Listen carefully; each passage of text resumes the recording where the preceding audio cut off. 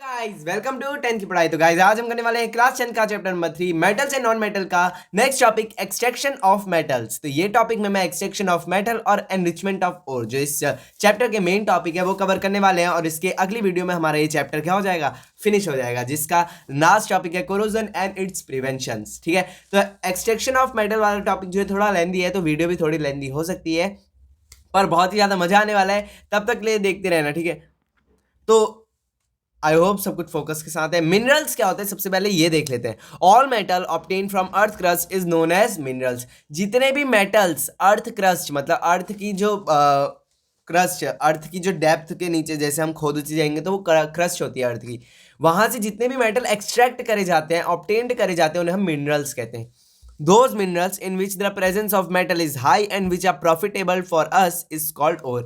अब ore क्या होता है? ore वो मेटल या वो मिनरल्स होते हैं जो जिनमें मेटल्स की प्रेजेंस क्या होती है, उन मेटल्स में मेटल की जो क्वांटिटी होती है वो हाई होती है और वो हमारे लिए क्या होते हैं, प्रॉफिटेबल होते हैं। उन जो मिनरल्स होते हैं उन्हें हम क्या कहते हैं, ओर कहते हैं। ठीक है, अब ये जो ओर होता है ना, ये इसमें जो मेटल्स होते हैं वो कुछ तो होते हैं लो रिएक्टिव मेटल, कुछ होते हैं मीडियम रिएक्टिव मेटल और कुछ होते हैं हाई रिएक्टिव मेटल। मतलब कि वो रिएक्ट कम करते हैं, ठीक ठाक करते हैं या ज़्यादा करते हैं। तो जो लो रिएक्टिव मेटल्स होते हैं ना वो सल्फाइड ओर की फॉर्म में पाए जाते हैं। अब मैंने पिछली वीडियो में आपको बताया था कि रोस्टिंग और कैल्सिनेशन क्या होता है। रोस्टिंग और कैल्सिनेशन में इसमें बहुत उसका इंपॉर्टेंट रोल है। ठीक है, तो देखो लो रिएक्टिव मेटल के जो ओर होते हैं, जैसे कि अब मान लो लो रिएक्टिव मेटल है ना, तो जो हमारा होता है मर्क्यूरी जो होगा वो हमारे अर्थ क्रस्ट में सल्फाइड के साथ मिलेगा। मतलब कि जो मर्क्यूरी होगा वो किसी के साथ चिपका हुआ मिलेगा और उसके साथ कौन चिपका हुआ होगा, सल्फाइड चिपका होगा। मतलब कि HgS हमारा क्या होगा, मर्क्यूरी सल्फाइड। अब ये और हो गया, ठीक है, ये सल्फाइड और उसके साथ चिपका रहता है। अब उसको निकालने के लिए भी हमारा एक प्रोसेस होता है जिसको हम क्या कहते हैं, रोस्टिंग कहते हैं। ये अभी मैं आपको आगे डिस्कस और करूंगा। अगर आपने पहली वाली वीडियो देखी होगी तो आपको समझ आ गया होगा रोस्टिंग क्या होता है। अब रोस्टिंग एक प्रोसेस करने के बाद हमको क्या मिलता है, मेटल का ऑक्साइड मिलता है। अब मेटल का ऑक्साइड मिलने के बाद हम उस मेटल ऑक्साइड की रिडक्शन करते हैं और फिर हमें क्या मिल जाता है, मेटल, हमें अपना प्योर मेटल मिल जाता है। अब वो और जो मीडियम रिएक्टिव मेटल्स के साथ होते हैं वो ना, अब उनके दो ओर होते हैं, या तो सल्फाइड ओर होगा या तो कार्बोनेट ओर। मतलब कि कोई मेटल है, जैसे कि आप मान लो जिंक है, वो जिंक सल्फाइड के साथ भी मिल सकता है और कार्बोनेट के साथ भी मिल सकता है, उसकी मर्जी भाई। ठीक है, अब सल्फाइड तो रोस्टिंग के प्रोसेस से निकल जाएगा और कार्बोनेट हमारा कैल्सिनेशन से। अब इन दोनों ही प्रोसेस को करने के बाद हमारा मेटल का ऑक्साइड हमें मिलता है, जिसके हम दोबारा से रिडक्शन कराएंगे और हमें हमारा प्योर मेटल मिल जाएगा। अब इन दोनों में तो हमारा सल्फाइड और कार्बोनेट वाला सीन हो गया, मतलब कि रोस्टिंग कैल्सिनेशन ये होता है सबसे अलग, ये हाई रिएक्टिव मेटल होता है। तो इसके लिए हम कराते हैं इलेक्ट्रोलाइसिस ऑफ मोल्टन ओर। हम पहले तो ओर जो है उसको मोल्टन मतलब उसको पिघलाएंगे, फिर उसको हम इलेक्ट्रोलाइसिस एक प्रोसेस कराएंगे और फिर हमें उसका क्या मिल जाएगा, प्योर मेटल मिल जाएगा। ठीक है, अब देखते हैं कि लो रिएक्टिव मेटल हमारे जो होते हैं वो हमें कैसे मिलते हैं। ठीक है, देखो लो रिएक्टिव मेटल जो होते हैं वो हमारे सल्फाइड ओर की फॉर्म में पाए जाते हैं, उसके हम रोस्टिंग कराए जाते हैं। अब रोस्टिंग क्या होता है, heating strongly in the presence of excess air. हमने जो हमें मेटल मिला है ना उसको ऐसे हीट करा कि उसको ना हवा की कमी नहीं होनी चाहिए, उसको बहुत सारी एयर दी और हमने उसको बहुत ज़्यादा हीट करा। अब हमने हीट करा तो हमारा वो प्रोसेस क्या होता है, रोस्टिंग। याद रखना, अगर हम एक्सेस ऑफ एयर में उसे हीट कर रहे हैं स्ट्रांगली तो वो हमारा रोस्टिंग होता है, और कैल्सिनेशन होता है जब हम लिमिटेड एयर में उसको क्या कराएंगे, हीट कराएंगे, तो हमारा क्या होता है, कैल्सिनेशन। वो सिर्फ कार्बोनेट के साथ होगा। ठीक है, अब इसका एग्जांपल देखते हैं, रोस्टिंग।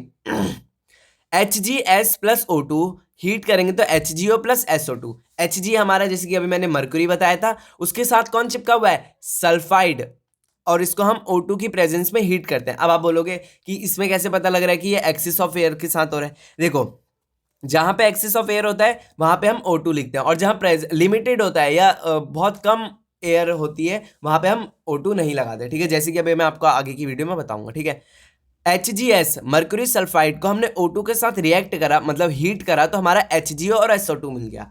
अब देखो S जो है वो O2 के साथ चले गया और यहाँ पे HgO मिल गया। जैसे कि मैंने अभी पीछे ऊपर बताया था कि वहाँ पे क्या बनता है, मेटल का ऑक्साइड, तो यहाँ पे क्या बना हमारा, मेटल का ऑक्साइड, और SO2 मतलब सल्फर डाइऑक्साइड हमारी रिलीज हो गई, और HgO मतलब कि मर्क्यूरिक ऑक्साइड हमारा क्या मिल गया, हमें एक प्रोडक्ट मिल गया।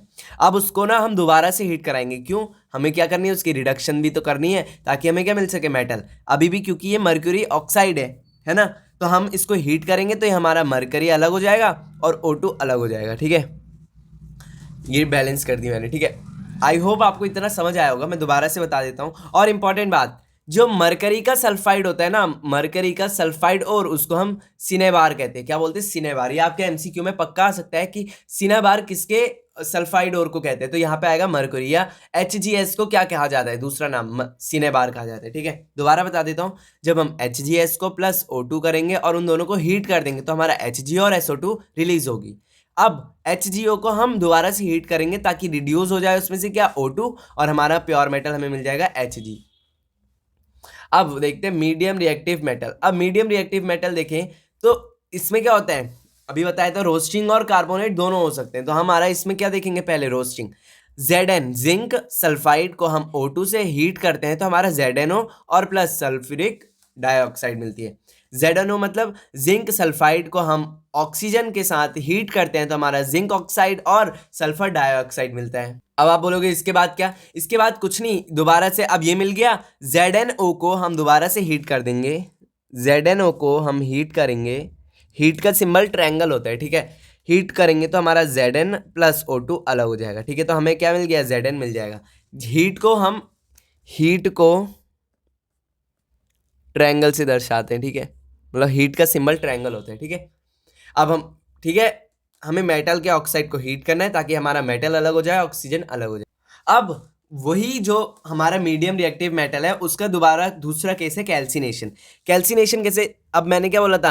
वो क्या था? ZnS मतलब जिंक सल्फाइड, ये है जिंक कार्बोनेट, ये कार्बोनेट की फॉर्म में। इनको हीट करेंगे तो हमारा क्या बनेगा? ZnO plus O2, ZnO plus CO2, ZnO plus CO2। अब देखो यहाँ पे हमारा क्या है? CO2, और यहाँ पे क्या है हमारा O, ठीक है। अब ना कुछ मेटल के साथ ऑक्सीजन इस तरीके से चिपक जाता है कि उसको हीट करके नहीं निकाला जा सकता। उसको हीट करके नहीं निकाला जा सकता तो हम अब क्या करें? हम क्या करेंगे? ZnO को C के साथ क्या करेंगे? रिएक्ट करेंगे ताकि Zn अलग हो जाए और CO अलग हो जाए। CO मतलब कार्बन मोनोऑक्साइड। मोनोऑक्साइड मतलब ये एक पॉइजनस गैस होती है, ठीक है। और कार्बन जो होता है बेस्ट रिड्यूसिंग एजेंट होता है। तो ये Zn से O को क्या कर देगा? रिड्यूस कर देगा और अपने आप में क्या करा लेगा? अपने साथ ले आएगा। तो Zn अलग हो जाएगा और CO अलग हो जाएगा। याद रखना कि ये वाले केस में कभी भी मेटल के ऑक्साइड को हीट नहीं करा जाता, सिर्फ रिड्यूस करा जाता है। कार्बन के साथ कर सकते हो या किसी के साथ भी कर सकते हो। अब आप अपने पेज पलटोगे तो आपका जो एक मेन टॉपिक है जहाँ पे 2 रिएक्शन लिखे हैं उनमें से एक रिएक्शन यही है। Fe2O3 को हम Al के साथ रिएक्ट कराते हैं तो हमारा Fe plus Al2O3 plus heat generate होती है। इस रिएक्शन को थर्मिट रिएक्शन कहते हैं। बहुत ही ज़्यादा इंपॉर्टेंट रिएक्शन है और इसके यूजेस भी आ सकते हैं कि इसका यूज़ क्या है।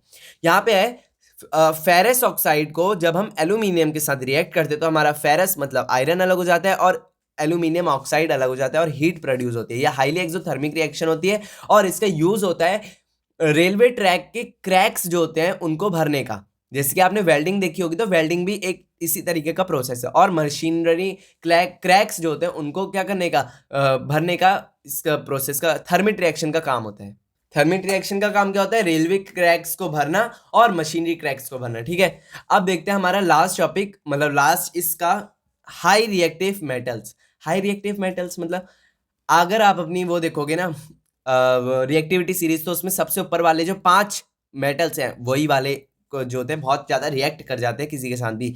अब ऊपर क्या कर रहे थे हम? ऑक्सीजन के साथ कर रहे थे या हीट कर रहे थे उन्हें ताकि वो क्या हो जाए? रिड्यूस हो जाए या मेटल ऑक्साइड बन जाए। लेकिन जो हाई रिएक्टिव मेटल होते हैं वो ऑक्सीजन के साथ भी बहुत जल्दी रिएक्ट करते हैं और हीट के साथ भी। जैसे कि हमारा पोटेशियम हो गया। पोटेशियम को जैसे ही हम क्या करेंगे? हीट करेंगे तो वो आग पकड़ लेगा, या ऑक्सीजन के साथ रिएक्ट करेंगे तो भी वो बहुत गंदी तरीके से आग पकड़ लेगा, विग्रेसली, ठीक है। इसलिए हम इनको क्या करते हैं? रिफाइनिंग ऑफ मेटल एक प्रोसेस होता है जिसमें हम इलेक्ट्रोलाइटिक रिफाइनिंग करते हैं। और ये इलेक्ट्रोलाइटिक रिफाइनिंग सिर्फ Cu, Zn, Au, Ag etcetera इनके साथ ही होता है, ठीक है। ये 4 मैंने लिखे और आपको ढूंढना है, ठीक है। ये आपका होमवर्क है। लेकिन यहाँ पे मैंने जो मेटल नहीं लिया, एक मैंने सॉल्ट ले रखा है NaCl। ये आपको बस समझाने के लिए।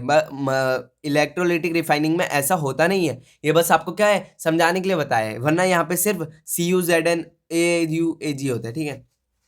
अब ये NaCl है तो Na क्या है आपके हिसाब से? Na क्या है? सोडियम। और Cl क्या है? क्लोरीन। Na हमारा मेटल है और Cl हमारा नॉन मेटल है। हमें क्या चाहिए? सिर्फ प्योर मेटल। तो हम क्या करेंगे?